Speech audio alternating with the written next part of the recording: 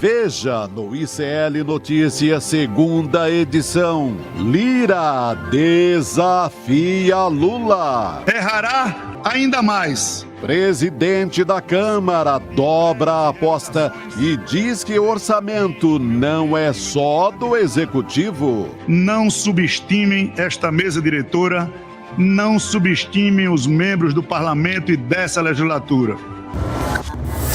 Exclusivo. As mensagens no WhatsApp da servidora da ABIN que apoiou o golpe. 2 mais 2 é igual a 5. A volta dos negacionistas da vacina na política. Aqui em Minas, todo aluno, independente de ter ou não vacinado, terá acesso às escolas. Supremo Tribunal Federal vai investigar ONG anticorrupção que fez parceria com a Força Tarefa da Lava Jato. O ICL Notícias, o melhor canal de opinião do Brasil, está no ar.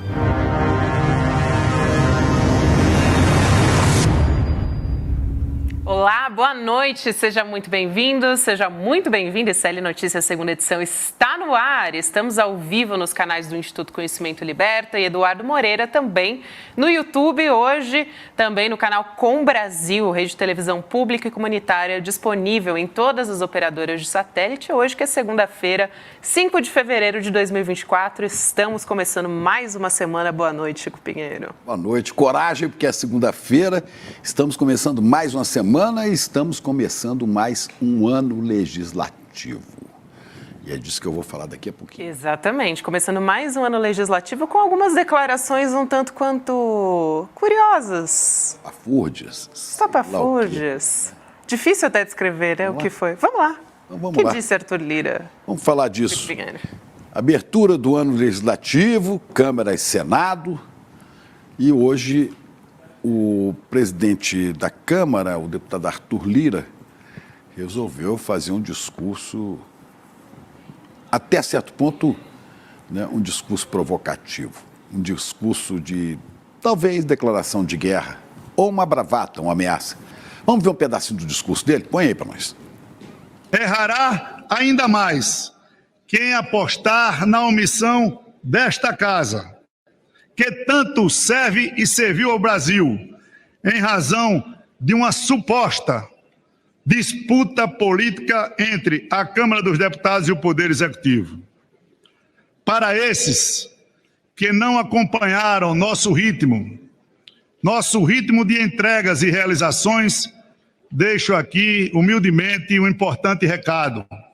Não subestimem esta mesa diretora, não subestimem os membros do Parlamento e dessa legislatura. Entregas de dinheiro, de bilhões para emendas ao orçamento do presidente da República, do Executivo. Né? Parece que o deputado ignora que existe uma Constituição que define muito bem o papel dos poderes. E ao Poder Executivo cabe fazer um planejamento do país, claro, em consonância com os interesses de todos os políticos que representam o povo brasileiro, dos 502 deputados, mais 81 senadores, né? Mas não é assim, não é assim. Acontece que a melhor definição desse discurso do Lira hoje, que eu ouvi, foi do nosso colega jornalista, meu amigo Otávio Guedes, da Globo News, o Guedinho. Falou, foi um discurso do grande presidente do Sindicato dos Deputados do Brasil. Porque o Arthur Lira discursa com o presidente do Sindicato dos Deputados. Não é o presidente da Câmara dos Deputados, né? Não é o presidente do Legislativo. Não, ele é o presidente do Sindicato dos Deputados. E está falando para a sua tropa, né? Irritado, porque de manhã o jornal Globo publicou uma entrevista da presidente do PT, da Gleisi Hoffmann, dizendo que o orçamento de 53 bilhões de reais para emendas de comissões, 53 bilhões para deputado distribuir, não é? é um ultraje. O Congresso não pode se queixar de veto de Lula a parte do valor das emendas e defende pressão da sociedade para conter o avanço faminto, né, de parlamentares sobre recursos do governo. Né? É quase o total de recursos que o governo tem para investir. Investir em áreas estratégicas para o país, para a sociedade, áreas sociais. 53 bilhões. O presidente Lula ameaçou, né, fazer um corte aí de 5 bilhões. Eles estão em pânico. E o presidente do Sindicato dos Deputados do Brasil dá hoje um chilique e faz ameaças, estica a corda, né? Diz que o orçamento, ele disse, pertence prioritariamente aos 512 deputados e não ao Poder Executivo, a qual se refere, viu, Gabi, como a burocracia técnica do Executivo, Executivo que não respeita a vontade dos deputados, né? Isso é choro de que não tem mais, quem não tem mais orçamento secreto. É choro de quem se acostumou a mandar no Brasil, quando o Brasil não tinha presidente da República. Tinha um sujeito refém dele, Jair Bolsonaro, que havia vários, talvez uma centena, de pedidos de impeachment para ser colocados em votação, e ele sentava em cima, Arthur Lira. Sentava em cima, em troca, Bolsonaro deixava ele fazer o que queria. Bolsonaro ia andar de jet ski, fazer motociata, fazer discursos estapafúrdios pelo país afora. Enquanto isso, o Lira, com a rédea na mão, fazia o que bem entendia. Criou as emendas secretas, né, que foram derrubadas pelo Supremo, do orçamento secreto, que ninguém sabe para onde ia, na mão de quem estava e quanto era para cada um. Mas era esse acordo. Eu não te derrubo, não te ameaço e você me dá o governo. Só que agora tem presidente da República. Agora tem presidente da República com um amplo apoio popular, mas ele quer partir para o confronto, né? Dizendo que são os deputados que representam os brasileiros de todos os rincões e não os burocratas, né, do Executivo, que não gastam sola do sapato para conhecer os lugares, né? Ele quer o bônus de ser o presidente na sombra, né, o Arthur Lira, mas não quer o ônus de ser presidente da República.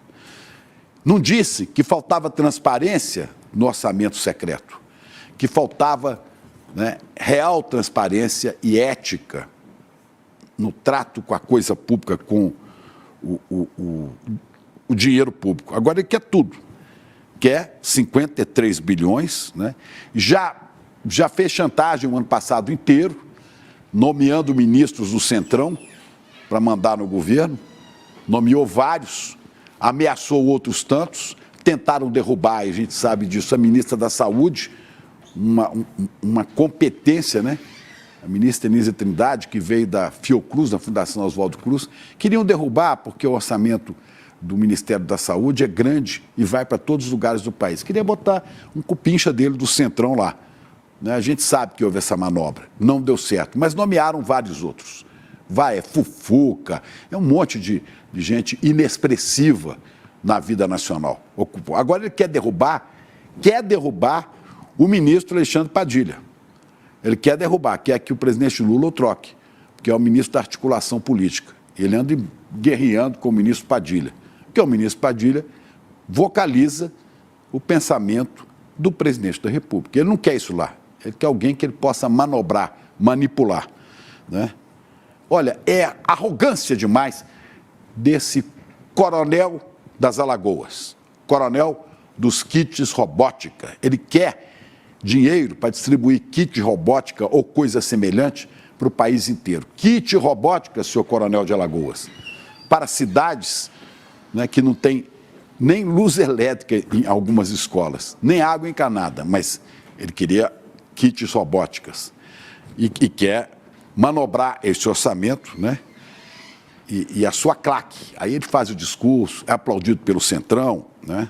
E ele que esteve ausente na defesa, na comemoração da defesa da democracia no dia 8 de janeiro, ele que esteve ausente em outras solenidades, né? E está irritado com o discurso da Gleisi Hoffmann e ameaçando esticar a corda para ver o que vai acontecer. É bravata. É preciso conter a fome do Centrão e a sanha desse homem.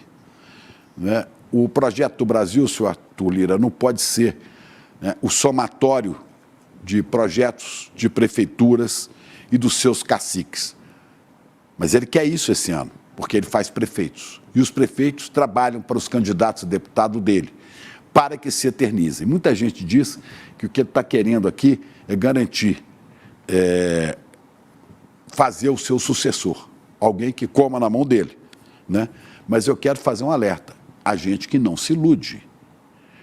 Não se iluda, ele não quer simplesmente fazer o presidente da Câmara. Ele quer, olha, vamos dizer que eu sou louco, esse homem quer ser presidente da República. Na primeira oportunidade, acho que ele olha, né?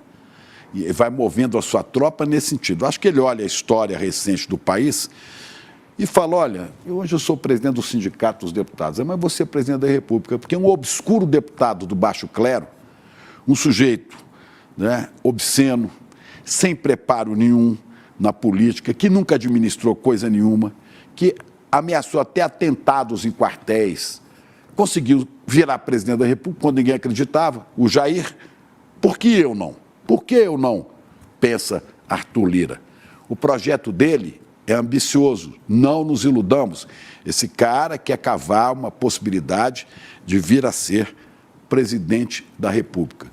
O Brasil não pode, os brasileiros não podem tolerar, né, sujeito como esse querendo fazer gritaria para sua claque, presidente de sindicato dos deputados, não pode virar presidente da República.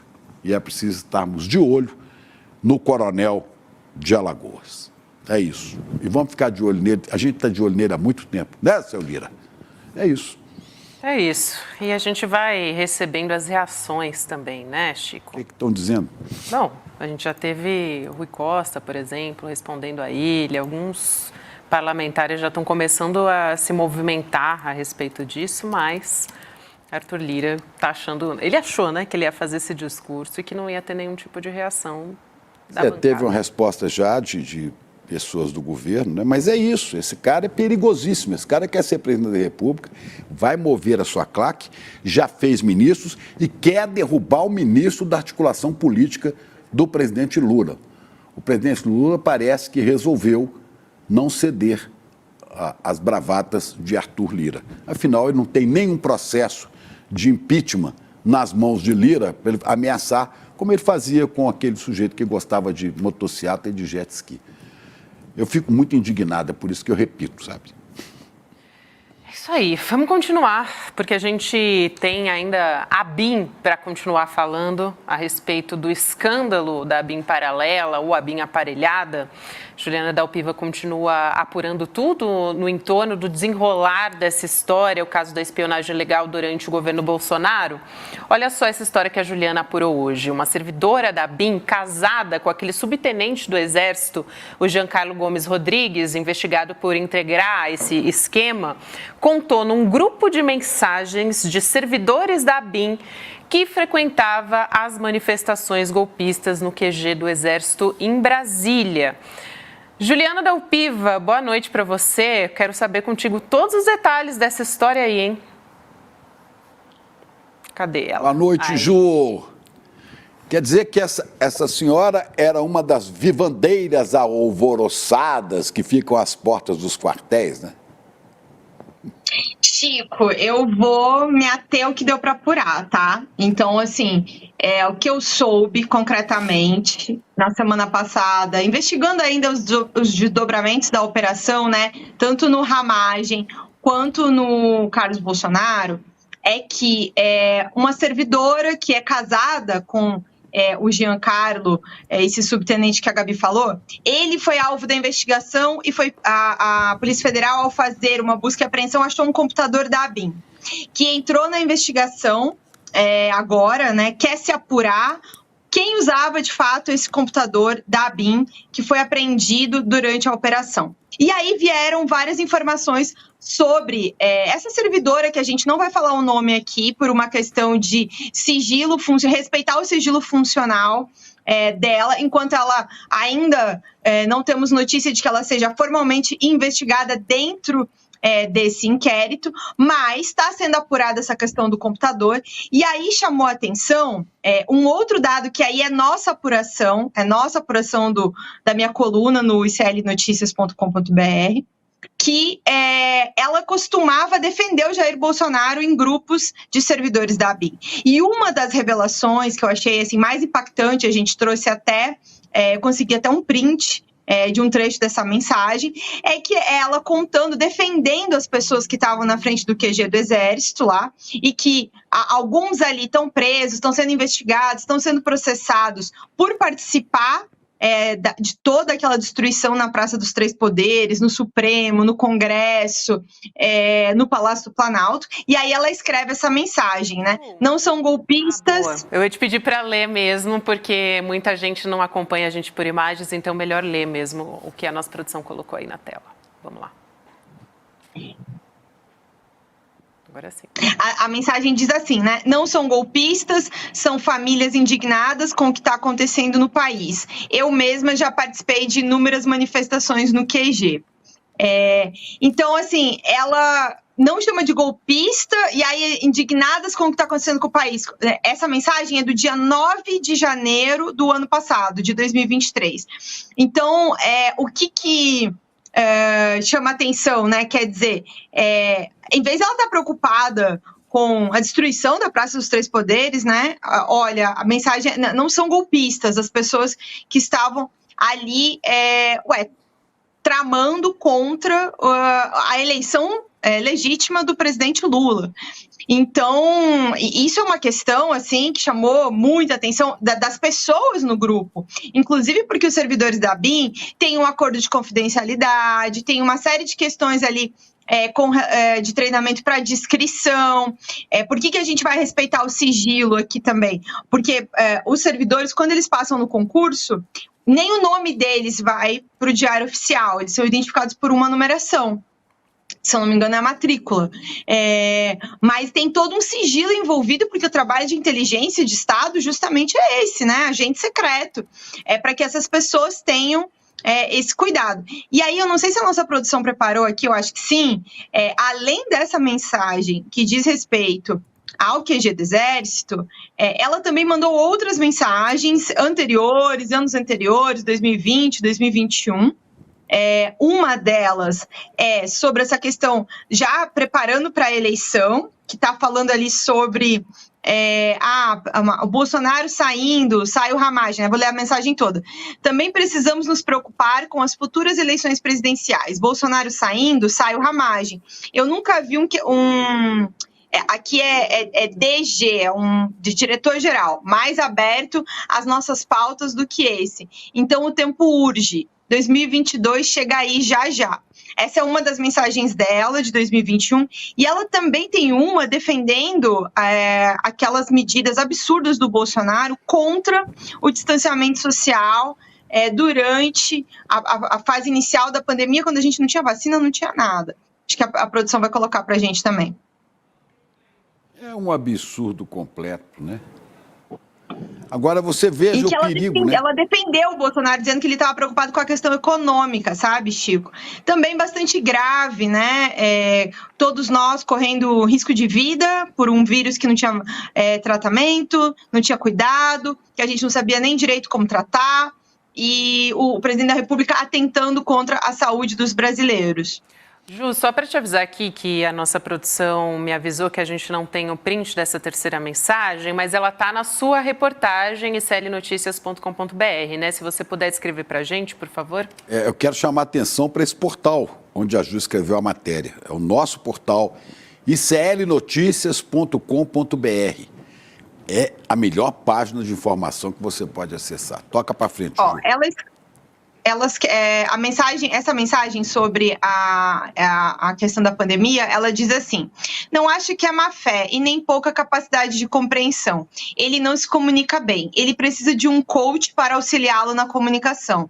Ele se expressa muito mal e não tem filtro para falar. Mas, na real, eu entendo que a preocupação dele é econômica. Se tudo parar, muita gente vai quebrar e não vai conseguir se reerguer. e aí aumenta a criminalidade, mais gente morrendo também, só que de fome. Tem muita criança que vai para a escola para ter o que comer, é complicado, não é simples assim. Todo mundo fica em casa e tá tudo bem. Tem gente que se ficar em casa vai passar fome. Mas justamente, né, uma pressão que foi feita no governo naquela época foi para que se criasse um benefício para que as pessoas pudessem ficar em casa, quem não tivesse condição, né, de, assim, pessoas que dependiam do trabalho diário. E o governo foi contra. No início, o governo fez muita resistência, não queriam nem conversar sobre aquilo. Aí depois propuseram um valor de R$200. Aí o Congresso foi lá e colocou 500. E aí, para que não ficasse ruim para o governo, eles aumentaram, se eu não me engano, primeiro para R$600 ou R$700. E aí depois quiseram se cacifar em cima disso no período eleitoral. Então, ali, mas me chamou uma atenção uma outra coisa também, viu, Gabi? Quando ela fala que o Bolsonaro precisava de um coach. Olha. Não sei se um coach resolve, assim, não. Coach, né? Ou um coach. Mas é boa essa história mesmo.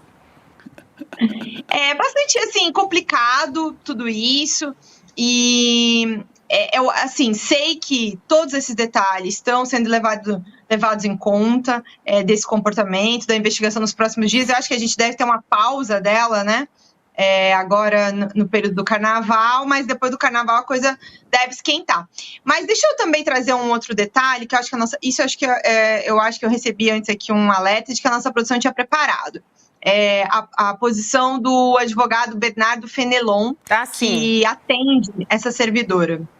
Sim, o advogado da servidora, ele lançou uma nota, a gente tem um trechinho destacado aqui, dizendo o seguinte: a nossa cliente não foi alvo da medida de busca e apreensão que envolveu as investigações, ademais, está totalmente à disposição das autoridades para esclarecer quaisquer dúvidas, especialmente porque não possui nenhuma vinculação com os fatos apurados. Que foi isso que você disse, né, Ju? Ju. Tem uma outra coisa que eu queria acrescentar que está na nota. Por favor. Porque, assim, eu questionei especificamente ela sobre ter participado das manifestações, sobre essas posições, e ela não respondeu as perguntas. Eles enviaram essa nota. E aí depois tem um outro pedaço dessa nota em que ela simplesmente fala que repudia eventuais narrativas construídas para difamar sua reputação e lamenta que factóides ligados à questão de foro íntimo sejam expostos para prejudicar sua imagem profissional. E ela disse que em 10 anos de carreira, atuando como psicóloga, sem vinculação com a área de inteligência, jamais respondeu a qualquer processo administrativo.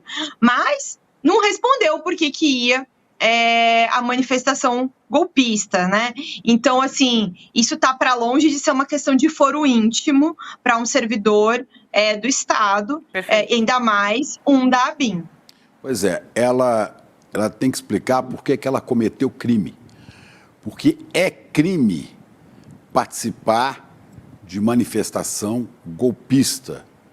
Reinaldo Azevedo sempre repete isso, vê se eu lembro, artigo 153 do Código Penal, letra L e letra M. Se você olhar lá, você vai ver que instigar, tentar bulir com as Forças Armadas, tentar propagar a ideia de golpe é crime. A senhora vai ter, salvo melhor juízo, que responder por isso. Agora, uma coisa que me chama a atenção, Ju, eu não sei como é que você vê isso, parece que houve uma certa distração do governo, é muita coisa para fazer, sei lá o quê, mas o governo já devia ter desmontado esse negócio da ABIN, né, ter mexido com todo mundo que está ali. Tem gente de Bolsonaro lá até hoje, né?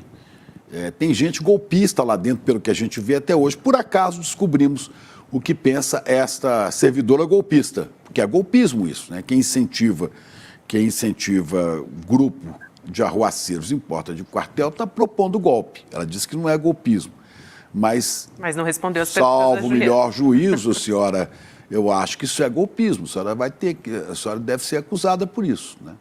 Então, o governo demorou, né, para desmontar esse troço todo da ABIN, esse monstrengo. Me lembro aqui do general Golbery, que depois, arrependido, um dia disse, né, sobre o SNI, nós criamos um monstro. Parece que o monstro sobrevive, o SNI sobrevive na ABIN, né? Tinha que ter desmontado, né, Ju? Chico, eu acho assim que é importante também trazer um outro aspecto, sabe? por exemplo, eu tô sabendo disso, evidentemente que eu não posso revelar quem são as minhas fontes, mas é meio óbvio pelo fato de que eu estava vendo mensagens de dentro de um grupo de WhatsApp, então, basicamente, são pessoas com quem ela conviveu, colegas de trabalho. Agora, são pessoas que também quiseram deixar claro que não era uma posição quase que exclusiva dela. Não é que eram pessoas todas favoráveis ao presidente Lula, nem vou dizer que não tem eleitores do Bolsonaro, mas era muita gente que via tudo aquilo com muita crítica também, sabe? Tanto é que são pessoas que estão ajudando a gente a mostrar essa situação aqui. Então, esse é um outro aspecto, sabe? A ABIN, durante o governo Bolsonaro, foi usada para uma espionagem ilegal. Inclusive, isso foi o CEPIC, né? O novo... esqueci o nome do cargo, mas é o número 2 da ABIN, que assumiu o cargo na semana passada. O Marco CEPIC. Ele admitiu isso, né? Já olhando para o que tem do inquérito, ele já admitiu isso, que... teve o uso ilegal dos instrumentos da ABIN para espionagem ilegal. Agora, também acho importante que a gente pare, olhe uma investigação que está em andamento e entenda os problemas dela. Inteligência de Estado é uma coisa importante. Inclusive, conversei com pessoas que também se sentiram perseguidas em determinado momento dentro da ABIN por tentar desempenhar o seu papel de Estado, né, como agente do Estado, e se sentiram ali perseguidas dentro desse ambiente em que nem eram servidores da ABIN, né, que estavam no comando da ABIN nesse período. Era um delegado da Polícia Federal, que é o Alexandre Ramagem, que levou pessoas da confiança dele, inclusive também os policiais federais, para fazer esse esquema, né? E, além de tudo, também agora tem uma pessoa do Exército, que é essa pessoa que a gente está falando aqui, o marido dessa servidora, o Giancarlo, que é um subtenente do Exército. A Polícia Federal, por isso, então, é um problema? Vamos acabar com a Polícia Federal? Não, né? A Polícia Federal é quem justamente está lá investigando esse caso. E a própria Polícia Federal também foi alvo de muito problema durante o governo Bolsonaro. E agora que ela está tendo liberdade para trabalhar, o que ela está fazendo? Ela está fazendo o trabalho dela, está investigando. Então, sinceramente, eu não sei se a solução é acabar com a ABIN, não. Mas, de fato, é fazer com que a ABIN volte a fazer o seu trabalho de inteligência de Estado. Agora, o governo, dentro dessa história, agiu de maneira muito tímida, para dizer o mínimo, atrasada. A gente até falou sobre isso aqui na semana passada. Fora a mudança do CEPIC, as outras já estavam programadas antes. E tem essa resistência, porque já tem vários aspectos também com relação ao diretor, que também é um delegado da Polícia Federal, né, o Luiz Fernando Correia, que continua na direção da ABIN, sobre várias críticas dos servidores internos e até dentro dessa briga da ABIN com a Polícia Federal, também a própria Polícia Federal tem lá suas questões com relação ao diretor da ABIN. Pois é, agora a ABIN, como você disse, tem que ser um órgão de Estado, não é uma Gestapo, né, no regime da Alemanha nazista. Não pode ser uma Gestapo, fala assim, aquele ali nós vamos perseguir, esse aqui. Não, a ABIN é para dar informação, mas a gente sabe que tem muita gente, né, que fez da ABIN uma Gestapo do governo Bolsonaro, ou do desgoverno. E tem gente que continua lá, e continua com a mesma mentalidade. Tem que se descobrir quem é, tem que se sanear isso, ou acabar com a ABIN. E o que a Juliana diz é muito importante, porque ela tendo acesso a cópias dessas mensagens, né, é uma agente da ABIN, assim, só para deixar muito claro que enviou a grupos de servidores da Agência Brasileira de Inteligência. Então, em uma dessas mensagens aqui, a gente até destacou, defendendo golpistas que estavam no acampamento, em frente ao QG do Exército, e muita gente acabou presa depois dos atos do dia 8 de janeiro. Então, isso aconteceu dentro da ABIN. Agora as coisas vão ficando mais claras, até tem uma série de depoimentos para acontecer aí, né? Tem uma série de depoimentos para acontecer, inclusive, sabe de quem, Chico e Juliana? Do general Heleno. Amanhã. Exatamente. Amanhã, no caso da ABIN Paralela. A gente tem, inclusive, até uma arte que a nossa produção preparou aqui, mostrando os principais casos que vão acontecer em breve, dentre eles o caso da ABIN Paralela. Então, o general Heleno vai prestar depoimento amanhã, terça-feira, dia 6 de fevereiro. Nesse caso, envolvendo esse caso, na quarta-feira a gente vai ter, inclusive, o Jair Bolsonaro, mas aí no caso da baleia, né? Aquela baleia que ele importunou. Exatamente, que ele estava de jet ski, foi em cima da baleia. Já faz algum tempo. Tem também o caso do Sérgio Moro, na cassação do TRE do Paraná, o Carlos Bolsonaro também no da BIM paralela e o Ramagem, a gente ainda não tem data, tanto no caso do Carlos Bolsonaro quanto do Ramagem da BIM paralela, mas vai acontecer em breve. Ramagem, se não me engano, é o deputado Tarcísio do Rio de Janeiro que está pedindo a cassação do mandato dele. E há um pedido também do deputado Chico Alencar, também do PSOL do Rio de Janeiro, pedindo uma CPI para mexer com a BIM. Eu acho que tudo isso aí cabe dentro do pacote, né?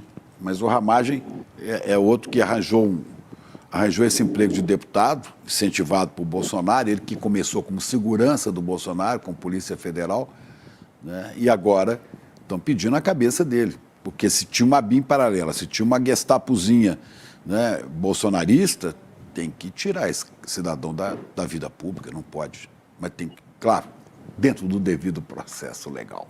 Vamos ver como é que o Congresso vai reagir com relação a essa questão da cassação do mandato, né? Se vão dar sequência. Isso é uma coisa que eu acho também que os governistas, às vezes, dormem um pouco no ponto, né? Porque quando saiu o caso do deputado Janones, a oposição já correu lá para fazer andar com o processo de cassação do Janones. Vamos ver como é que agora, né, os governistas vão fazer com o processo de cassação do Ramagem. Se vão também botar essa energia toda ali para pelo menos discutir o processo, porque o que sempre me chama a atenção é essa falta de vontade de fazer esse processo acontecer. O governo atuou muitas vezes contra a CPI do 8 de janeiro no ano passado, também dificultando o trabalho dos congressistas nisso. E acho que para a população é importante também esse esclarecimento, né, do que aconteceu. Acho que as pessoas ainda têm pouca consciência do perigo que todos nós enfrentamos no dia 8 de janeiro do ano passado. Exatamente. Vamos continuar acompanhando essa história, até porque o próprio presidente daquela comissão mista de controle, né, das atividades de inteligência também já disse que é favorável à cassação do Alexandre Ramagem, ele que é do PSDB de São Paulo. Me fugiu agora o nome dele, mas em breve vou pesquisar aqui também, mas ele disse que é a favor da cassação do Alexandre Ramagem. Agora, por enquanto, a gente ainda está com essa iniciativa do PSOL, né, Juliana, que até foi você que apurou essa história inicialmente. O deputado Tarcísio falou com a gente com exclusividade, né, já na sexta-feira e hoje de manhã também, falando que o PSOL está preparando esse pedido de cassação, deve ser apresentado, acho que amanhã ou quarta-feira. E aí esse processo deve começar a caminhar depois do Carnaval, já acho que lá para o dia 18, 19 de fevereiro. Isso aí. Só para complementar aqui, deputado Paulo Alexandre Barbosa, do PSDB de São Paulo, presidente da Comissão Mista de Controle de Atividades de Inteligência do Congresso, que disse ser favorável, defendeu o afastamento de Ramagem por conflito de interesses. Bom, Ju, muito obrigada por hoje, querida. Um beijo, boa semana. Obrigado, Ju. Beijo, Gabi, beijo, Chico, beijo para nossa audiência querida. Até mais. A gente continua por aqui, agora a gente vai conversar a respeito do negacionismo, que na verdade eu ia dizer aqui que eles estão voltando a todo vapor, mas acho que eles nunca foram embora, né, Chico? Esse papel vergonhoso, não só dos governadores, a gente vai falar deles já, mas do Conselho Federal de Medicina, que foi negacionista desde o primeiro momento, receitou cloroquina, ivermectina, tomou uma multa, acho que de 8 milhões de reais, se não me engano, eu vi, né, uma multa por ter difundido curandeirismo, né, usando, não existia medicamento contra a Covid, mas ele recomendava o tratamento precoce de que gostava Bolsonaro. E agora, né, fez esse pedido aí enviesado, uma pesquisa com os médicos do Brasil para ver o que eles acham de vacina ou não. Quer dizer, eles querem, como disse a deputada Luciene Cavalcante, do PSOL de São Paulo, o Conselho Federal de Medicina quer contrapor opiniões pessoais de médicos a estudos científicos que comprovam a necessidade da obrigatoriedade de vacinação contra a Covid em crianças de 6 meses a 5 anos. A pesquisa é política, tem caráter pessoal. Lembrando que o Conselho Federal de Medicina foi negacionista, seguindo o Bolsonaro, e lançou essa pesquisa nesse mês de janeiro, terminou o prazo, mas o próprio Conselho, depois da repercussão na imprensa nacional, e por todos, SBPC, Sociedade Brasileira para o Progresso da Ciência, que é o de pau, todo mundo foi em cima, né? Nós mesmo aqui no ICL batemos duro no Conselho Federal de Medicina, que não quer respeitar a ciência, que ouviu opinião. O que você acha, doutor? Ora, tem doutor aí que receitou cloroquina e tem doutor que acha que você pode curar indo para o templo, sei lá o quê, né? Então, o Conselho Federal de Medicina voltou atrás, enfiou o rabo no meio das pernas né? E acabou com a história da pesquisa que ele mesmo lançou, mas discretamente. É bom. Sumiu da história. Só que deixou bomba de efeito retardado. Exatamente. Deixou governadores completamente, né, despreparados, negacionistas para fazer campanha. Vamos falar com quem sobre esse assunto? É, exatamente isso, Chico. Foi bom você ter lembrado dessa história, porque agora a gente está tendo esse efeito retardado, como você disse. O governador de Minas Gerais, o Romeu Zema, por exemplo, que é o assunto que a gente vai tratar aqui agora, disse que os alunos da rede estadual vão poder ter acesso às escolas mesmo se eles não tiverem sido vacinados. Mas não fala que vacina é, hein? Ele fala, mesmo que eles não tiverem sido vacinados. Quer dizer, se for só contra a Covid, já é um absurdo, mas pode ser qualquer vacina. Exatamente. Quer dizer, o Romeu Zema, né, esse governador completamente fora do prumo, né, não está mas nem um pouco à altura de Minas Gerais. Os mineiros ainda vão descobrir a bobagem que fizeram botar esse cara, que está aí ao lado do Nicolas, olha lá. Né, do Nicolas. Ele né? Ele fez essa declaração do lado do Nicolas Ferreira, do lado direito, e também do senador Cleitinho, do Republicanos. Cleitinho, o vídeo Nicolas e Zema, que os mineiros agora no carnaval, ele fica irritadíssimo, né? Resolveram chamar de Zé Mané. Zé Mané. É um Zé Mané mesmo. Agora eu não sei se é Zé Mané por falta de informação, por ignorância, que ele é ignorante, ou se é Zé Mané por conveniência marqueteira, né? Política, né? Aí, mas eu acho que é Zé Mané de burrice mesmo. Vamos ver. Vamos ver. Fala pessoal, aqui é o deputado federal Nicolas Ferreira, estou aqui com o nosso senador Cleitinho, nosso governador Zema, e começo de ano, começando aí o ano letivo, e nós estamos aqui para poder mais uma vez garantir a liberdade de todos os alunos de Minas Gerais. É isso mesmo, deputado Nicolas. Aqui em Minas, todo aluno, independente de ter ou não vacinado, terá acesso às escolas. Sim, governador, quero te agradecer e também dizer para toda a população mineira que vocês terão acesso à educação. Somos a favor, sim, da ciência, da vacina, mas a favor também da liberdade, viu?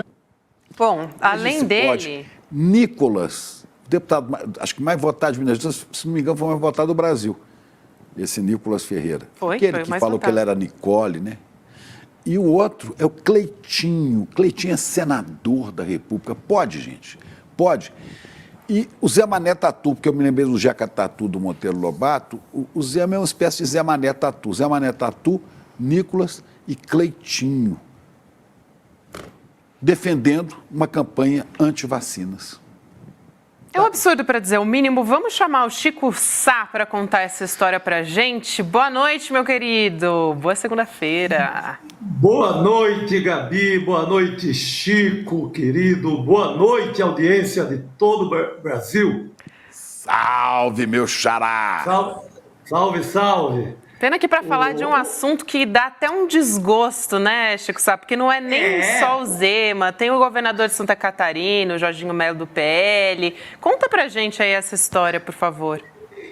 Exato, Gabi. O Chico deu duas opções. Será que é burrice, ignorância ou seria marketing eleitoral? Olha, é muito marketing eleitoral. Eu acho que o Zema está querendo falar, o Zema e o Jorginho estão querendo adular, querendo falar com aquele eleitorado que está órfão com o inelegível. O inelegível não pode participar mais de eleições pelos próximos 8 anos. O Zema, de uma semana para cá, já voltou a falar da candidatura dele para a presidência, principalmente depois que o Ronaldo Caiado levantou a mão pedindo passagem para colocar a candidatura dele pela extrema-direita. O Zema também pediu a vez, né? Levantou a mão, disse que está no jogo de novo. Então, ele quer falar, ele quer agradar o eleitor negacionista. o eleitor que prefere que o filho morra de sarampo, de tétano, de meningite, do que se vacinar, porque é mais fácil honrar o bolsonarismo, honrar a extrema-direita, honrar o negacionismo, do que vacinar e proteger o seu filho contra uma série de doenças que estão por aí, que o Ministério da Saúde recomenda que haja vacinação. Só que, ao fazer isso, eles chocam direto com o ECA, com o Estatuto da Criança e do Adolescente, no seu artigo 14, parágrafo 1º, que pede a vacinação, que pede a proteção das crianças. Eles se chocam com a determinação do Bolsa Família, que condiciona o pagamento à carteira de vacina e à presença escolar. Então, eles estão fazendo esse populismo, falando com esse eleitor que quer matar o seu filho sem vacina, mas eu não sei se eles vão conseguir, porque qualquer lei, qualquer regulamento dá razão ao governo federal e exige a vacinação. Então, é um bafo eleitoral, é um bafo marqueteiro, né, que eles estão usando nesse momento, um momento em que o bolsonarismo precisa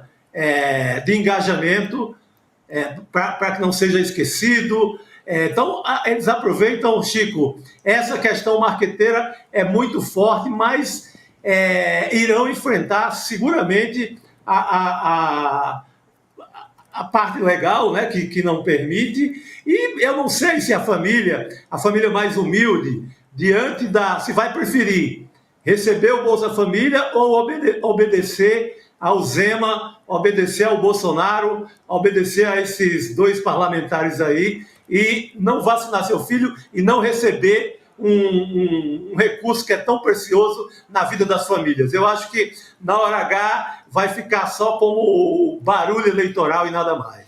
O doutor Flávio Wittlin, que é médico e trabalha com medicina comunitária, também trabalhou um bom tempo aí na Rocinha, e é meu amigo, acaba de mandar uma mensagem aqui: não se iludam que essa campanha anti-vacina é um dos motes da extrema-direita no mundo inteiro para se unir, né? Então eles vão se unir com esse discurso completamente idiota, completamente imbecil, anti-saúde pública, né? Anti-ciência.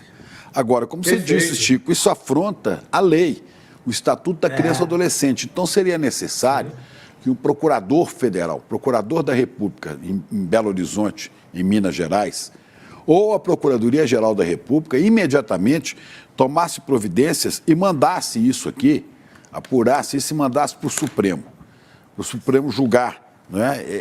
Isso devia merecer perda de mandato desses energúmeros que colocam a saúde das crianças em risco, né? Depois vão reclamar que o Supremo está se metendo em tudo, mas claro, vocês não cumprem a lei, vocês não querem respeitar a lei, vocês querem subverter a ordem do país.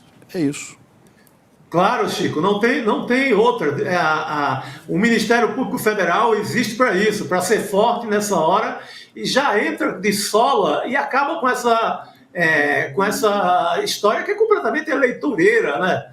Não bate, não faz menor sentido. Mas o doutor Flávio, né? Flávio Wittlin. Ele já falou aqui conosco sobre outros temas. Ele está coberto de razão. Essa é uma bandeira da extrema-direita no mundo inteiro. Tem uma reflexão importante aqui, eu estava conversando com o nosso querido William De Luca a respeito disso, mas, por exemplo, em São Paulo, é obrigatório por lei, né, quando uma criança matriculada numa escola, ela não é vacinada, a escola tem a obrigação de fazer a denúncia para o Conselho Tutelar. E aí, o De Luca diz, bom, e para qual conselho o bolsonarismo justamente fez uma mega campanha ano passado, né, elegendo conselheiros no Brasil todo? Você vê o perigo. É uma reflexão importantíssima. Este é o perigo, a extrema-direita está se organizando, ela elegeu conselheiros tutelares, as forças progressistas democráticas cochilaram, eles entupiram aí de crentes fanáticos de extrema-direita nos conselhos, com o discurso moralizante, aquele discurso moralista do conservadorismo cristão, entre aspas, né? Ocuparam os conselhos, e Chico, não se iluda, são 5.500 municípios. Exatamente. Esse pessoal vai fazer muito prefeito para fazer campanha para deputado e senador e tomar o poder. E eu disse aqui no começo, não se iluda também, que Arthur Lira está vendo a chance dele. Exato. Sem dúvida, Chico. O De Luca foi no ponto certeiro dessa história. A eleição para o Conselho Titular, que eu até fiz questão de sair de casa para votar, porque a gente acha que a democracia é só a eleição para prefeito, governador, presidente, mas tem vários mecanismos que fortalecem muito a democracia no Brasil e a direita, a extrema-direita, hoje presta atenção muito nisso. E elege, para o Conselho Tutelar, por exemplo, elegeu no Brasil inteiro uma legião de conservadores, como eles gostam de chamar, que serão importantíssimos numa discussão como essa. Né? Então, o De Luca colocou um ponto muito importante para a nossa discussão aqui. É isso aí. Lembrando que obrigatório em São Paulo, em Santa Catarina, alguns estados têm essa obrigatoriedade, mas de acordo com o ECA, daí a gente falando da lei, né, a vacina das crianças são recomendadas pelas autoridades sanitárias. Então, tanto o Ministério da Saúde quanto a Anvisa também fazem essas recomendações. Então, é uma pauta importante. Essa extrema-direita não tolera lei, né? Não tolera vacina, não tolera ciência, não tolera literatura, não tolera nada que faça alguém pensar. O negócio deles é a força bruta, como era no nazismo, como é no fascismo. É a extrema-direita. É por isso que é extrema-direita, né, Chico? Exatamente, Chico. E a gente estava começando a recuperar, a se recuperar nessa questão da vacina. Que foi assim, esse talvez tenha sido em relação à saúde pública do Brasil, principalmente a saúde infantil, talvez o pior legado do Bolsonaro, que foi diminuir o número de pessoas que participam das campanhas de vacinação.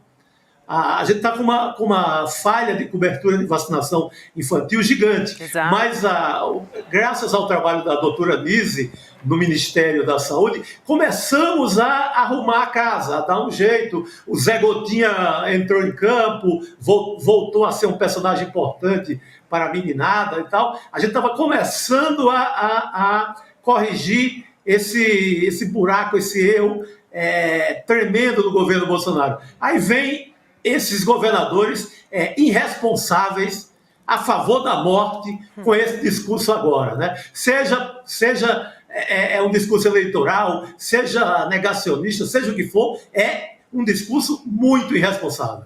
E não basta o Zema falar bobagem, asneira, né?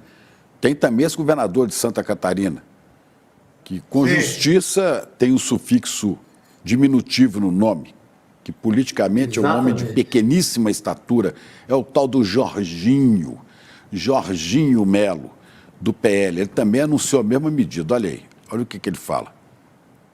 Ele diz que, não sei se a gente tem o som dele.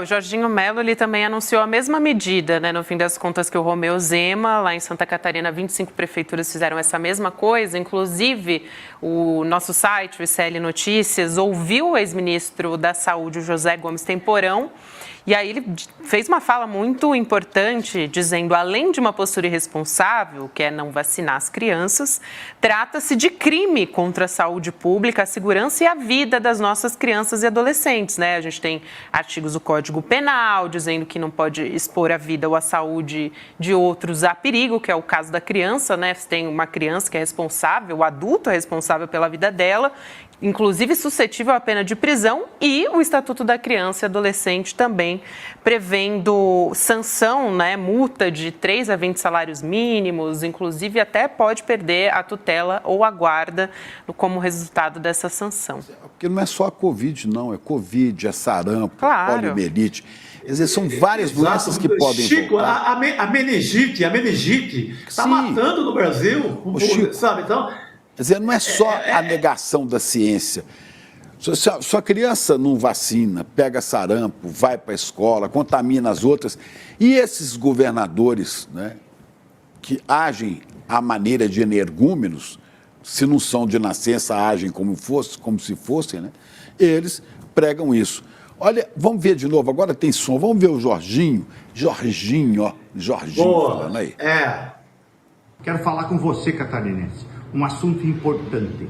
Nenhuma escola de Santa Catarina vai recusar matrícula de nenhum aluno por falta de vacina. Aqui em Santa Catarina, a vacina não é obrigatória. Fica na consciência de cada catarinense a exercer o seu direito de cidadão e resolver sobre isso. Revoguei o ano passado um decreto que existia do governo anterior que obrigava os professores a se vacinar. Revoguei, dando autonomia e liberdade aos professores. Quem ensina pode resolver muito bem sobre isso na sua vida. É isso aí, presidente. Olha aqui, só uma coisa. Artigo 132 do Código Penal, né? Quem expuser a vida ou a saúde... que você citou. É exatamente isso. Então, é preciso que o Ministério Público, que defende o interesse coletivo, que o Ministério Público imediatamente se manifeste. E qualquer procurador da República pode mover imediatamente, pedir uma abertura de inquérito contra esses governadores. Eu não consigo entender. É um jeito inteligente de unir a extrema-direita ou é um jeito de seguir com o projeto assassino de Bolsonaro quando tratou a Covid como tratou e matou 700 mil pessoas? Não sei. Vamos continuar aqui. Desculpa, não, Chico, favor, pode concluir. Fica à vontade. Vá no embalo aí. Vá no embalo. Estava bonito. Vamos embora. Não, vamos embora porque a gente ainda tem uma pauta importante para discutir aqui. Isso. Na verdade, é uma que você, inclusive, quis trazer aqui, porque tem um evento que rolou aqui no sábado, em São Paulo, um mega casamento, né, Chico Sá, que reuniu a elite econômica, política do país no Clube Hípico. Foi o casamento do presidente do Tribunal de Contas da União, o TCU, Bruno Dantas, com a empresária Camila Camargo, que é CEO do grupo Esfera, que é uma think tank. A Camila é filha do empresário João Camargo, CEO da CNN e criador do grupo Esfera. Eu vou passar a palavra para o Chico Sá, mas eu vou pedir primeiro para a gente colocar essa foto do casamento. Da esquerda para a direita tem o João Camargo Filho, esse mais novo, ao lado da Ana Lúcia Suplicy Funaro, a esposa do João Camargo, que está de rosa. Depois vem o próprio João Camargo no meio, a Camila Camargo, a noiva, e o Bruno Dantas na ponta direita. Como é que foi esse casamento, Chico? Quem que estava lá? Quem é o João Camargo? Por que você quis trazer essa história aqui pra gente? Coluna social? Fofocas? Olha, Gabi, eu devo ter, viu, Chico? Eu devo ter um pé no colonismo social que não consegui exercer durante há décadas nas redações, e agora eu acho que eu estou correndo atrás desse colonismo social. Pois é, novo Ibrahim Suede. Exatamente, ademã, vamos em frente. Isso aí. Mas eu creio, eu acredito assim, que esses eventos, eles são a crônica da desigualdade brasileira, né? Eles são a crônica da ostentação brasileira. Esse casamento, Gabi, ele reúne simplesmente 7 ministros do STF. Estava lá Gilmar, Toffoli, Zanin, Xandão, o André Mendonça, o Cássio Conká, lá o ministro bolsonarista. Ele estava toda a bancada inteira, de esquerda a direita, a bancada lá do Arthur Lira. Você pega o PIB, os banqueiros todos, não estou falando de banqueiro ali de um banco menor, não. Estou falando dos maiores bancos do Brasil, Bradesco, todos lá. Ele reúne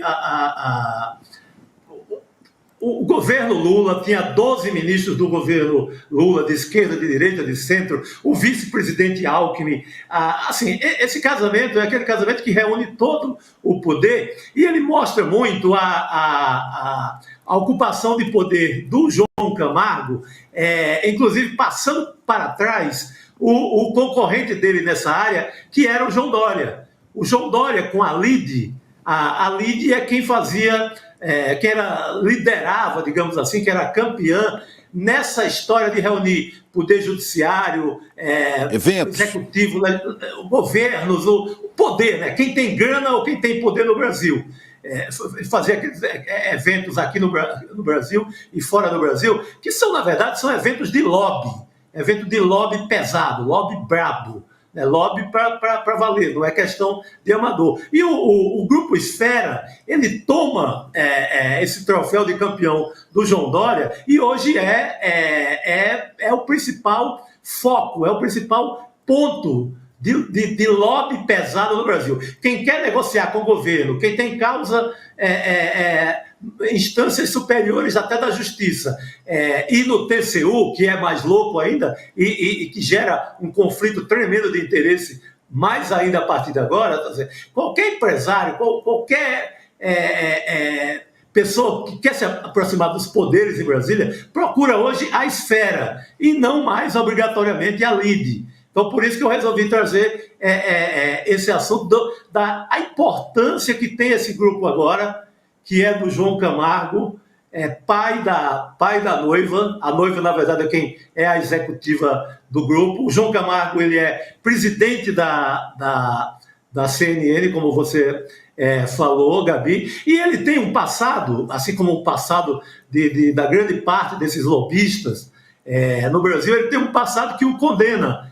Ele foi uma das estrelas da CPI do PC Farias, a CPI que derrubou o Collor do poder, o Fernando Collor de Mello, porque ele era assessor especial da ministra do Confisco, a ministra do Confisco da Poupança, a doutora Zélia Cardoso de Mello. E como um dos principais assessores da Zélia, o PC tinha muito interesse em fazer negócios no Ministério, fazer negócios tinha muito interesse nas decisões do Ministério. O que ele fazia? Mandava grana para esse senhor, para o João Carlos, para o João Camargo.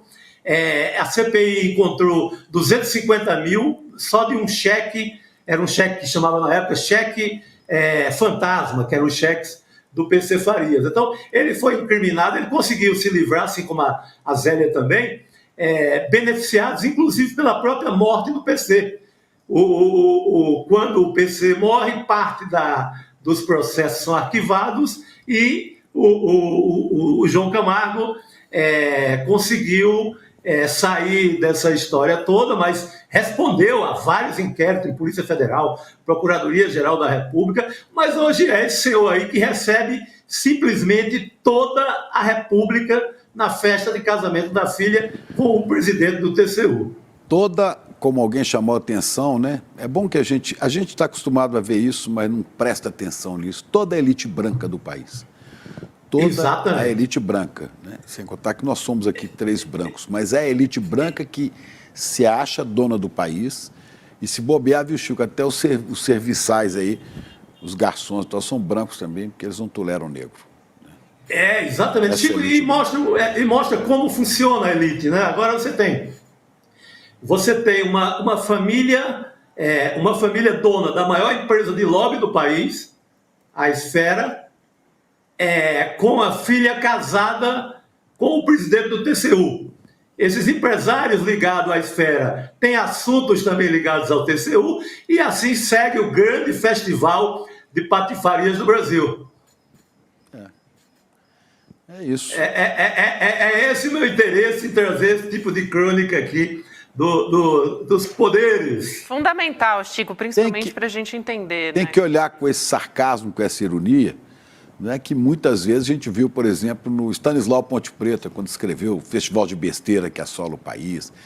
Boa, Chico, clássico da literatura. Atenção, dica literária, Festival de Besteira que assola o país, FEBEAPA 1 e FEBEAPA 2. É coisa antiga. Foi reeditado agora pela Companhia das Letras. Mas vale escrever outro, Chico. Vamos escrever outro, porque... Vamos atualizar, Chico. No FEBEAPA, o Stanislau pegava eventos políticos, né, historinhas políticas de localidades e mostrava como é idiota o poder no Brasil. E hoje, se a gente quiser reescrever, você imagina com Zema, com Jorginho. É uma fartura. Uma fartura sensacional. Vamos nessa. Vamos nessa, querido. Aí, Ademã. Chico. Ademã que eu vou... de leve. Ademã de leve. É assim que ele fazia. Ademã que eu vou de leve. Cavalo não sobe escada. Ademã de leve. Amanhã cavalo não desce escada. Amanhã eu volto. Isso aí. Chico Suede. Beijo, Tchau, querido. Até mais.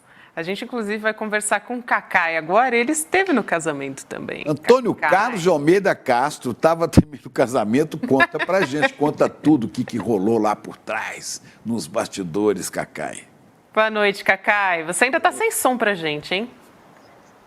Agora sim, agora te ouvimos, Passou, tá ouvindo? Estamos te ouvindo, Cacai. Tá ouvindo, perfeitamente. Olá, tudo bem, Gabi? Tudo bem, Chico? Tudo bem, Cacai. Olha, foi uma festa e tanto, viu? Foi sensacional. Imagino. Essa elite branca é muito favorecida, o Chico tem razão. Pois é. Agora eu vou contar uma história engraçada para vocês. Eu vi o Chico, pelo que o Chico Sá saiu, falando o negócio da Zélia e tal, e que a Zélia foi beneficiada pela morte do PC. Não teve nada disso. Eu fui advogado da Zélia, escrevi um artigo semana passada chamado Consegue desmaiar? Desmaia. Porque eu levei a Zélia para depor no Supremo Tribunal Federal e o ministro Nelly estava nervoso pelo fato de ela ter confiscado os 50 mil. Quando ela me procurou para advogar para ela, eu falei, eu vou advogar só para pegar de volta o meu dinheiro que você confiscou, entendeu? Mas aí... e ela estava amamentando, então ela estava muito fragilizada. Aí eu falei, pode ficar tranquilo, o ministro é super gentil. Como o ministro devia estar puto com essa história do confisco, ele foi duro com ela pegou no meu braço e falou assim, acho que eu vou desmaiar. Eu falei, você consegue? Desmaia. Desmaia logo. Aí ela desmaiou. Ela desmaiou e eu segurando ela nos braços. Se tivesse essa cena filmada, ia ser sensacional. É igual o Flavinho Bolsonaro, né? Igual o Flavinho Bolsonaro no debate para prefeito. Desmaia. Quando você não aguenta o rojão, desmaia. É verdade. Cacai, mas vamos falar dessa história da transparência internacional. Quão de transparente há nisso? E agora pegaram no pé do ministro Toffoli, porque mandou investigar, que não sei o quê. Vamos dar uma contextualizada na história para o Cacai poder analisar aqui? Eu conheço a história. É o seguinte, Cacai, para quem... Então conta. Ah, então tá. Mas para a nossa audiência conta também... Conta por que isso foi parar tá nas mãos do Toffoli. Pronto. Veja bem, eu estou muito impressionado com o grau de desinformação de jornalistas muito conhecidos. Eu acabei de ver 2 jornalistas que eu gosto, que respeito no UOL agora, dizendo que o Toffoli agiu de ofício, de esponte própria, que não foi provocado. Olha, quem tem o acesso a tantos leitores e tantos ouvintes tem que ter responsabilidade de se informar. Ignorar a PGR, né? Informação. Ignorar a Procuradoria-Geral da República. Essa petição, ela foi feita pelo Marco Aurélio de Carvalho, do Grupo Prerrogativas do Período Judeu, há muito tempo atrás, em nome do deputado Rui, foi distribuída no STJ, Rui Falcão. Porque julgaram que lá seria a competência. Rui Falcão.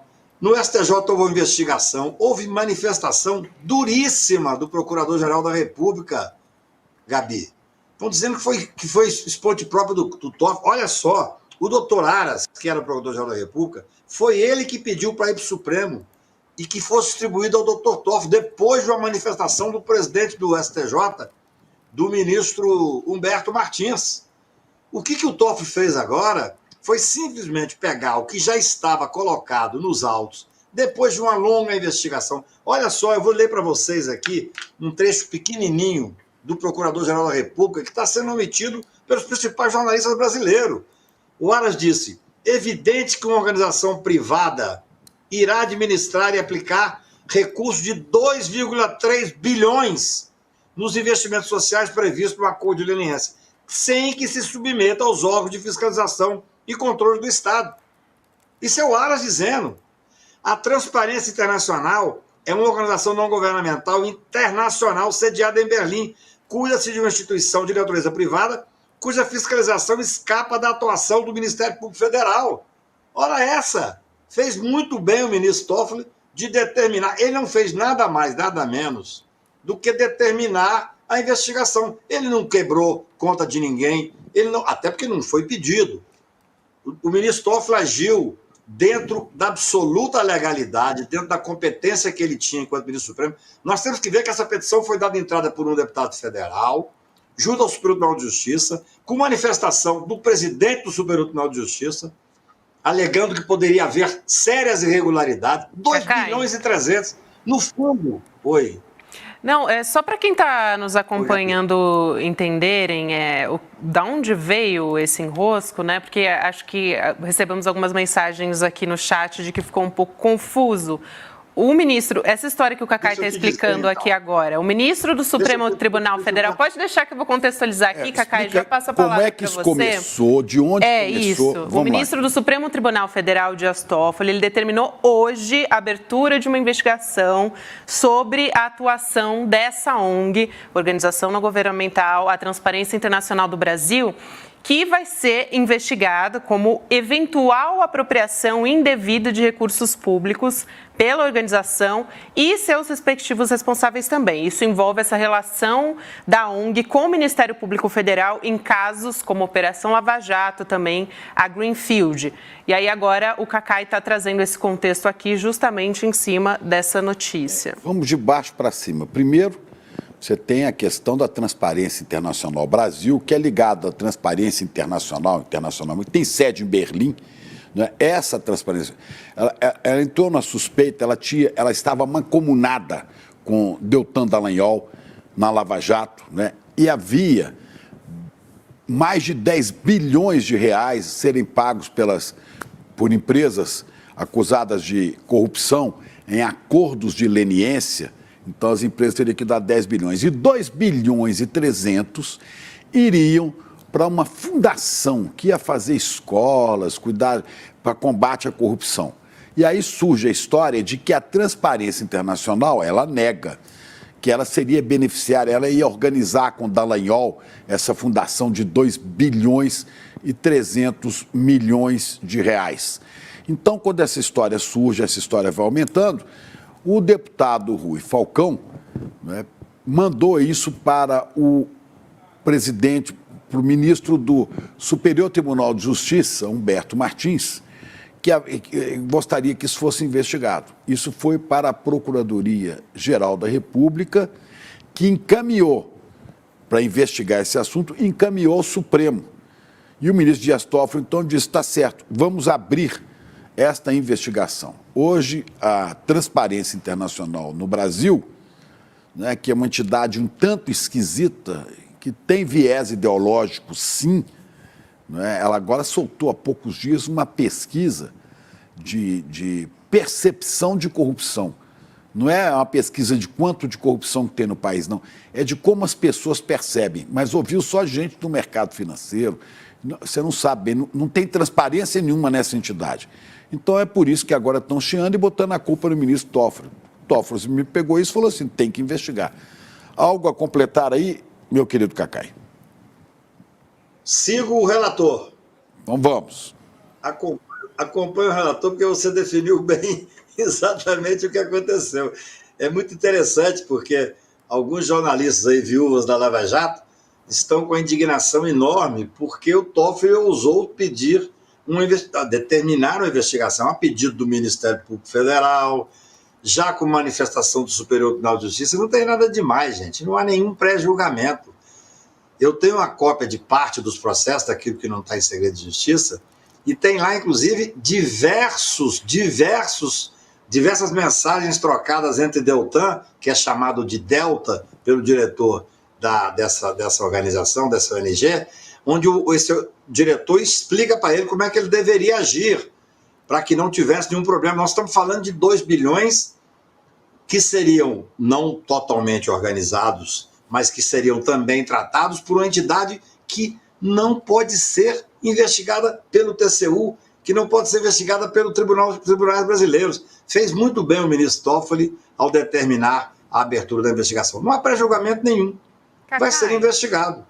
Dessa história aí que você está falando, eu acho que vale a pena aqui trazer, citar essa história do UOL, né? Você até comentou aqui, não sei se é exatamente isso que você estava falando, mas o repórter José Marques do UOL, ele disse que um ofício da PGR de 2020, ele fez uma reportagem aqui, está contrariando esse argumento do ministro Toffoli, né? Eu vou ler só um trechinho da reportagem para você poder dar o seu parecer também. Ele diz o seguinte: a própria PGR, Procuradoria-Geral da República, já referindo em dezembro de 2020, a informação de que a ONG não recebeu qualquer tipo de remuneração pela assistência prestada na leniência. Em ofício, a subprocuradora-geral da República, Samantha Chantal Drobowolski, afirmou que a entidade prestou somente auxílio no planejamento e na definição de estratégias de investimentos dos recursos envolvidos, estudando formas de reparação à sociedade, propondo metodologias para melhor execução de projetos sociais. Vou aproveitar também e trazer a nota da Transparência Nacional, Cacá, e você já pode comentar tudo de uma vez. Eles disseram o seguinte, um posicionamento da Transparência Internacional do Brasil. Em resposta à decisão do ministro Dias Toffoli, divulgada hoje, a Transparência Internacional do Brasil esclarece, mais uma vez, que são falsas as informações de que valores recuperados através de acordo de leniência seriam recebidos ou gerenciados pela organização. Tais alegações já foram desmentidas diversas vezes pela própria Transparência Internacional e por autoridades brasileiras, inclusive pelo Ministério Público Federal. E acho que vai ao encontro do que a gente estava falando. Apesar disso, essas fake news vêm sendo utilizadas há quase 5 anos em graves e crescentes campanhas de difamação e assédio à organização. Pronto, fazendo esse compilado aqui para o Cacá poder comentar também. Bem, primeiro que eu não vi a nota desse repórter, eu não desconheço ela e tal, mas eu via 2 repórteres que eu respeito, discutindo, dizendo que o Toffoli agiu de ponte própria, não é verdade, agiu de ofício, não é verdade. Repito, há uma investigação grande já há algum tempo, como o próprio Chico informou. Agora, eu quero dizer o seguinte, ninguém está dizendo que os recursos foram recebidos, pelo menos no que eu li, não há absolutamente nenhuma acusação de recebimento. Há acusação de que uma organização internacional estava junto de procuradores que estão sendo investigados. Os procuradores da República, Deltan e companhia, estão sendo investigados sim, especialmente por essa fundação, esses 2 bilhões e 300 e outros. E havia indicações, há documentos no que eu li, há informações de troca de mensagem, em que a ONG, não é que a ONG iria pegar esse dinheiro para ela, eu não vi isso, pelo menos por parte do Ministério Público expressamente, e muito menos por parte do ministro Toffoli. O que se quer, Gabi, é uma investigação. O que estava fazendo essa ONG, gerindo uma fundação que é investigada, gente, é porque vocês, talvez, os que estão nos vendo aqui, talvez não se lembrem que eu sou advogado, eu sou obrigado a acompanhar de pente fino ali. Essa questão específica desses 2 bilhões é uma questão longa, já teve despacho do ministro Alexandre de Moraes, porque senão esse dinheiro teria sido ficado sob a disposição, ao nosso ver, indevida do parte do Ministério Público Federal. Então, o que está sendo feito é extremamente salutar. É uma determinação de investigação. Ninguém está dizendo que a ONG se apoderou de dinheiro, não. Quer dizer, então que o Ministério Público, enquanto fala pelo Procurador-Geral da República e diz, opa, que tem coisa que tem que ser investigada, aí não vale. Agora, enquanto fala pelos doutores Deltan Dallagnol, que hoje já está fora do Ministério Público, inclusive já teve o seu mandato cassado, ele pedia investigação, era correto? Não há pré-julgamento, eu repito, não faço nenhum pré-julgamento. O que eu não estou gostando, Chico, é desse massacre que está sendo feito em cima de uma decisão de um ministro supremo que não agiu de ofício, que tomou uma decisão vinda da Procuradoria e do Superior Tribunal de Justiça e que apenas manda investigar. Essa organização Transparência Internacional deveria prezar pela transparência. A investigação é a transparência. É exatamente o que eu queria dizer. A transparência não é suficientemente transparente. Para que ela fique transparente, a gente veja o que é que ela tem por trás, ou se não tem nada, é bom que se investigue. Claro. Agora, eu quero só aproveitar aqui, eu tenho uma coisa aqui que a Gabi vai falar para a gente, mas antes, eu às vezes entro aqui no chat, né?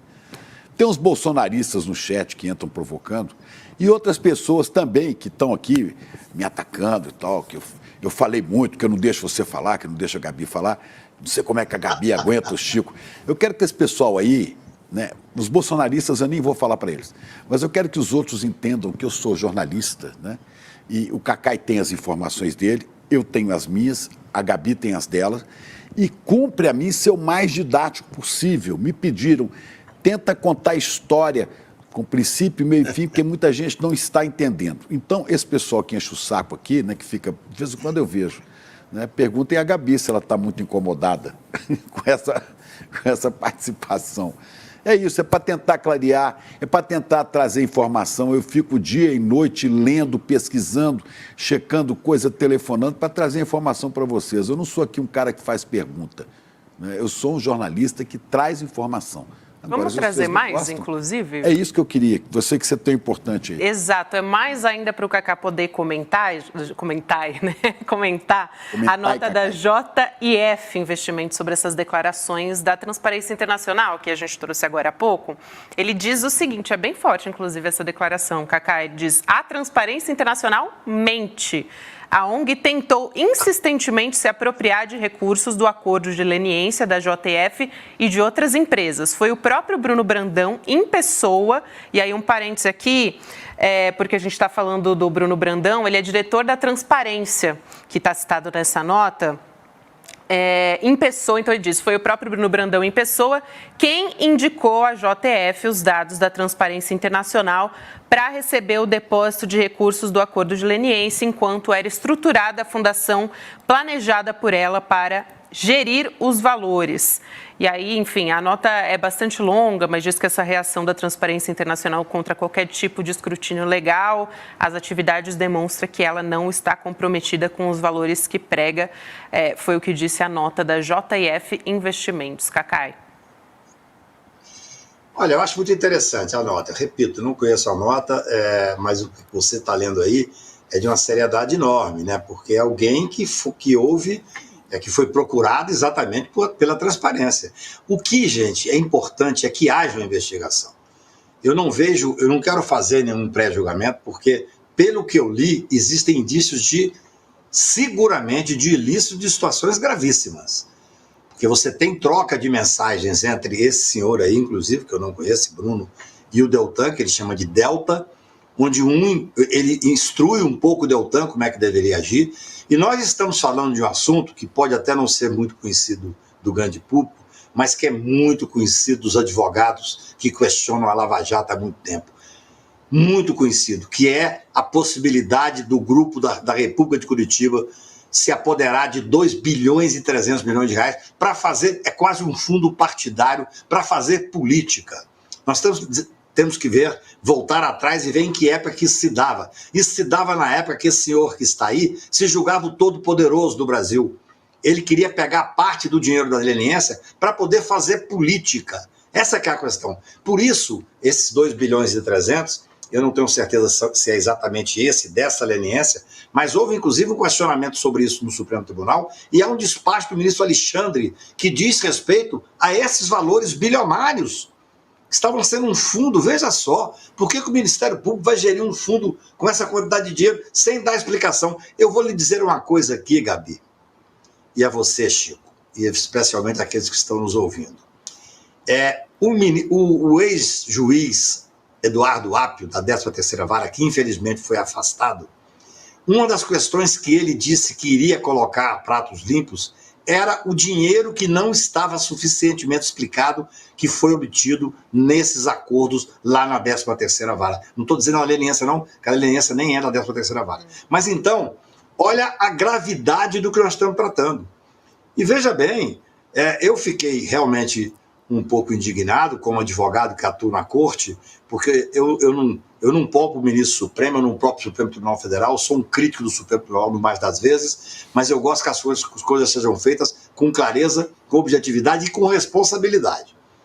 Quer dizer, esse inquérito é um inquérito que existe, como o Chico bem explicou, esse inquérito é um inquérito que deve ser levado adiante, e o que se determinou agora é uma investigação. Essa nota como é que chama a empresa? Desculpe. A JF. Gabi. Da JF, ela é gravíssima. Ela está indo exatamente no sentido da necessidade da investigação. Nada mais do que isso. Porque agora você vai ter uma pessoa, porque essa pessoa que assina a nota vai ser ouvida. A investigação se faz dessa forma.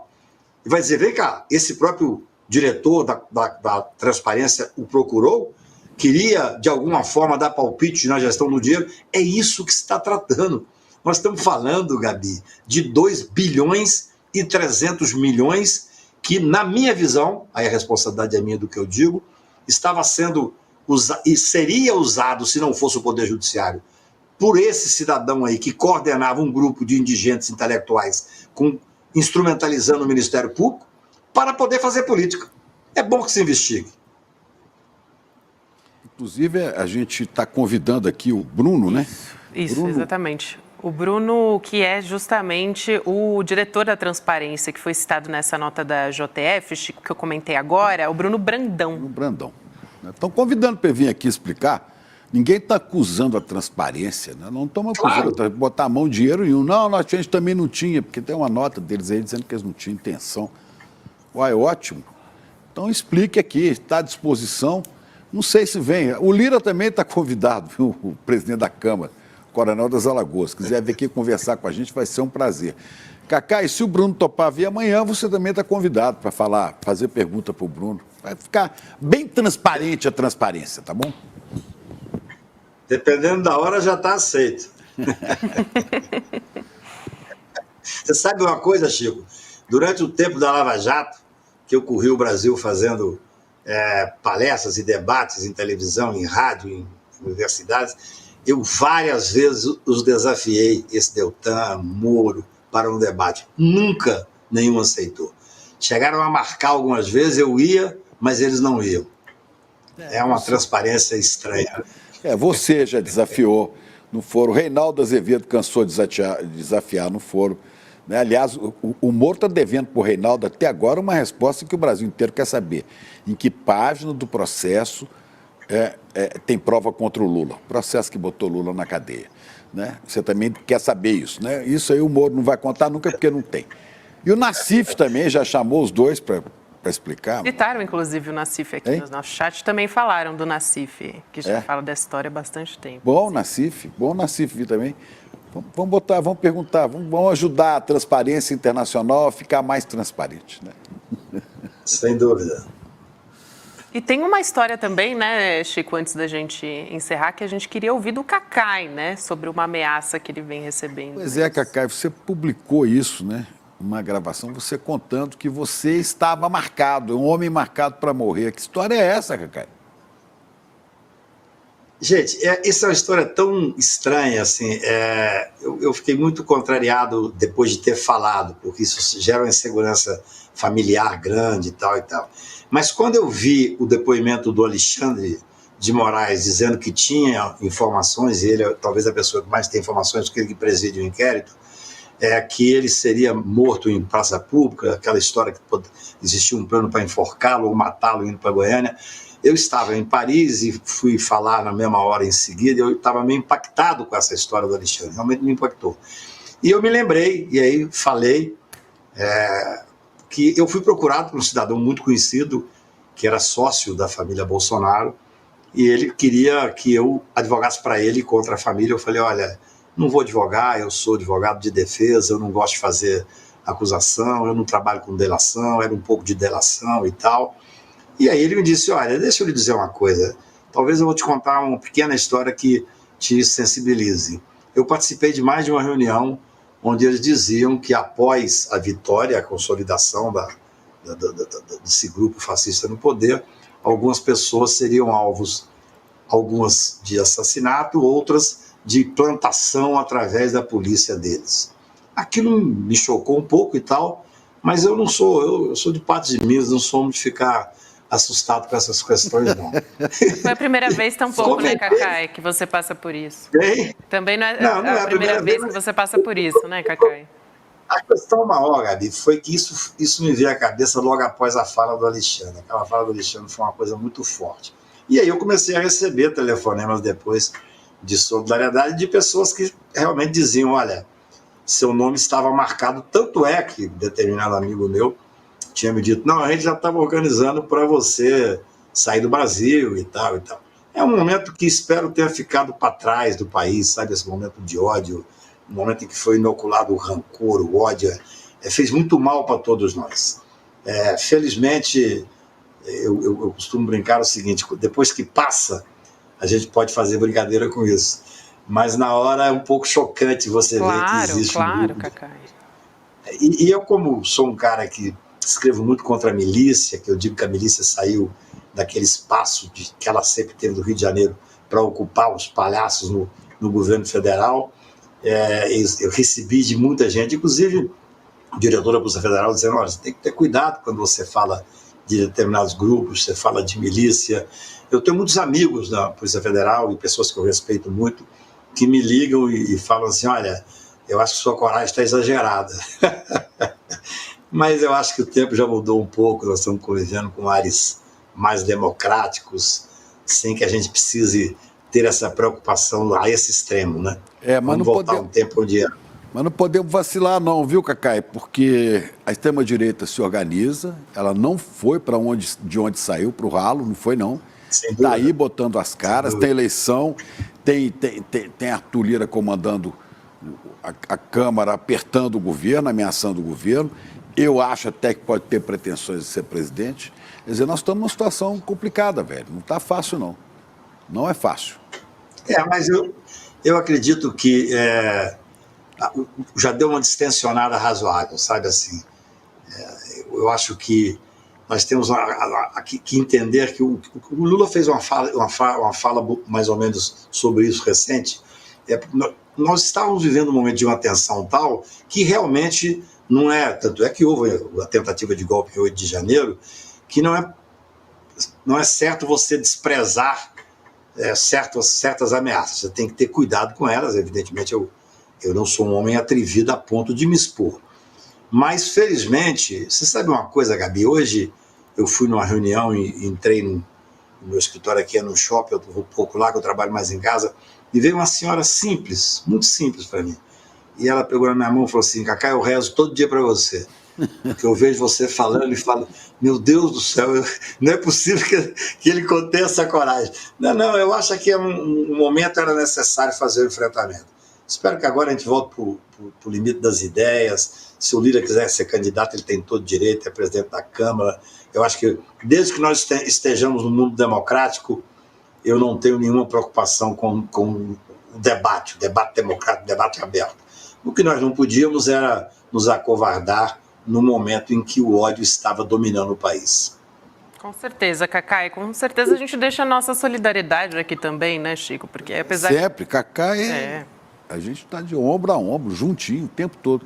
Chico, eu estava no casamento daquele que vocês estavam dizendo no início, e eu acabei não vendo o jogo. Quanto é que ficou o Cruzeiro e Atlético? 2-0, torneio início, 2-0. Você acha que eu estava na festa, ele ouviu. Eu vim de camisa azul em homenagem a você. Ele não perde oportunidade, né, gente? Não, raríssimas oportunidades que ele tem, então os cruzeirenses saem da toca, né? É isso aí. Querido, muito obrigada, Cacá, por hoje. Até mais, um beijo. Abraço grande. Até mais, Cacá. Tchau. A gente continua por aqui, ainda tem recado importante para você que está nos acompanhando. A gente quer te convidar para uma aula importantíssima com o deputado estadual Renato Freitas, um encontro para ouvir a voz do Renato, que é essa figura que denuncia poderosos, né? Pessoas das elites, também mostra a verdadeira face da periferia. Ele vem da periferia, o Renato é uma pessoa que pode, enfim, falar com propriedade a respeito disso. Ele conversou com o Eduardo Moreira. Essa conversa, ele compartilhou detalhes, o Edu já contou pra gente, que nunca foram revelados sobre a história dele. Uma história que é, enfim, bastante doloroso da gente acompanhar como foi a história dele, né, Chico? Mas também muito importante para a gente entender como é que o Renato virou essa potência. Ele vai estar ao vivo com o Edu no dia 18 de fevereiro, um domingo, às 8 horas da noite. E aí, para você poder fazer a inscrição dessa aula, dessa história, que vai te impactar com certeza e vai mudar como é a forma como a gente enxerga a desigualdade aqui no Brasil, você tem que fazer a inscrição. Então, para garantir a vaga nesse evento, você tem que acessar icln2.com.br/aula. Aí você pode fazer a sua inscrição e ter acesso à aula com o Renato Freitas, essa conversa entre o Eduardo Moreira e o Renato Freitas. Bom, estamos chegando ao final, mas antes quero te avisar que hoje tem espiritualidade na ação. Com quem? Com ele, o próprio Renato Freitas. Eles, a partir de agora, vão falar sobre espiritualidade, verbas eleitorais de mulheres e negros também. A partir de agora, às 7h30 da noite. E a gente vai nessa, né, Chico Pinheiro? Vamos nessa, mas vamos ficar de olho mesmo no Renato, que é das maiores lideranças políticas, novas, aguerridas, autênticas que a gente tem no país. Vida longa e grandes funções públicas para o Renato. E vamos ficar de olho nessa história, nessa entrevista do Renato.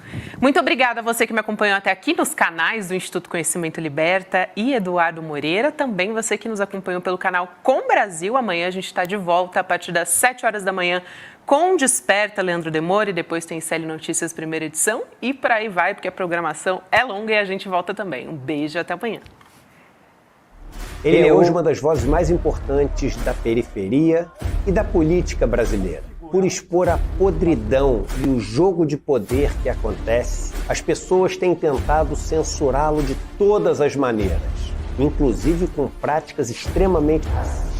Renato Freitas, deputado estadual no Paraná, vai participar de uma conversa com o Instituto Conhecimento Liberta no dia 18 de fevereiro, às 8 horas da noite, no horário de Brasília, onde vai revelar coisas que nunca revelou até hoje e nos contar a história de um menino que tinha tudo para dar errado e se transformou numa das maiores lideranças da história recente desse país.